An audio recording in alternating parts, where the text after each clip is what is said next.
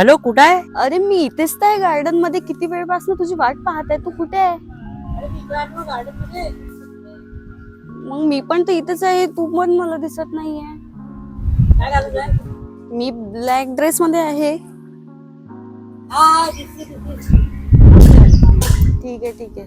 हाय baby madam. Nagesh तू? अच्छा, म्हणजे तुला फेक आयडी बनवून हे सगळे धंदे करायचे असते ते, हो ना? शाळेत तुला यायचं नसते, अभ्यास तुला करायचा नसते, तू लहान आहेस आणि तू करत काय तुला माहिती आहे का? थांब, आताच तुझ्या बाबाला फोन लावते आणि तुझ्या सगळ्या गोष्टी सांगते. नाही नाही मॅडम.